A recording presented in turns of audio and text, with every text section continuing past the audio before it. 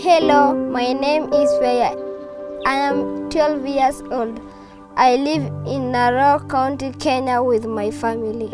Each morning after I wash my face and prepare for school, I take porridge with my younger sister Solopian, who comes to school with me. Mama say, I'm a bit forgetful because I sometimes forget my bag. It's a long walk to school, but not nearly as far as the public school, which will take almost 2 hours to get there. Pei and her sister are enjoying a good education, an education that provides her hope and lets her dream a little about what her future holds. However, she is an exception, for this is not the norm for girls her age in this region, and it certainly was not the story for her mom.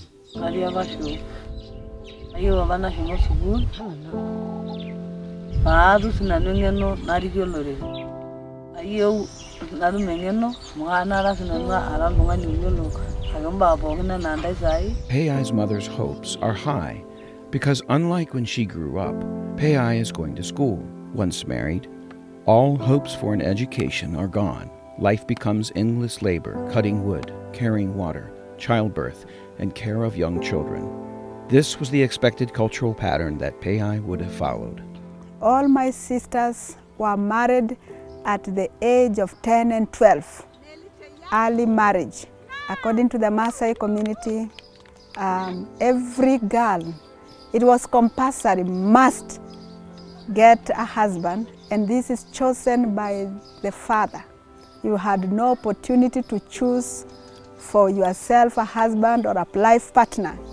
And in this case, my father had a tradition of giving his daughters to old men, even older than him. Most of my friends had dropped out of school and were married off at an early age, 12, 15. It was not easy for someone to reach 15, 16 years. Early marriage traps girls in a never-ending cycle of poverty and hopelessness.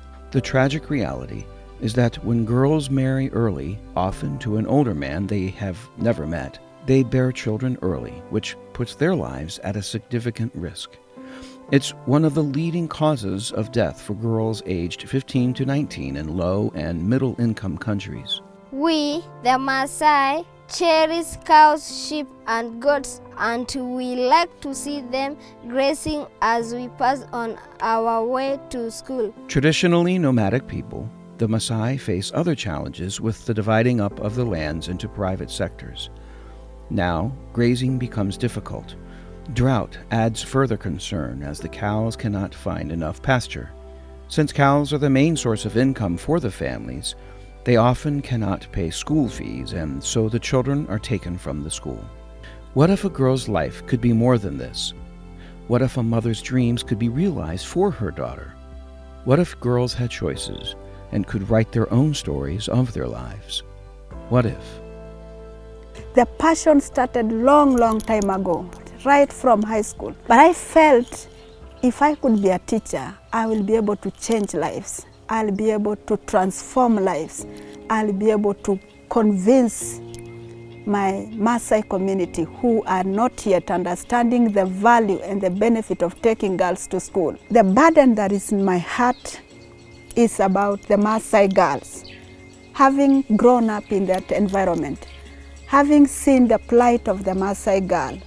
And so I thought if we could have a boarding school where these girls could spend more time in school, then they will not have any challenges of temptations and all that. So this is where the vision came about, Nasaruni School for the Maasai girls. So the birth of Alice's vision meant the possible fulfillment of a dream for girls like Pei and her mother.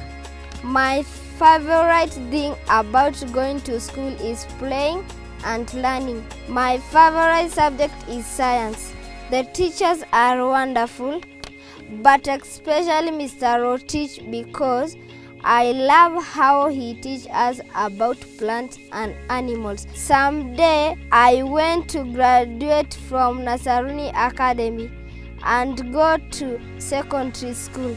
When I grow up, I want to be a lawyer to help the Maasai girls to know their rights and help the entire community. At Nasaruni Academy, the community and the school work together to find new solutions to keep the girls in school.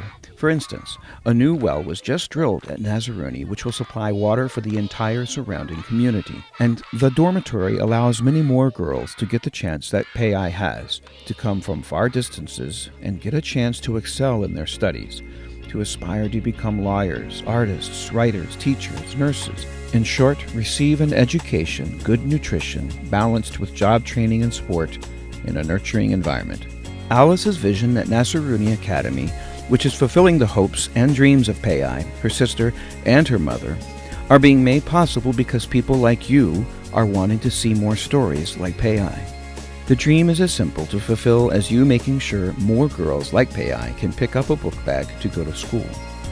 But it's as big a dream as seeing more Alices empower more Kenyan girls from generation to generation.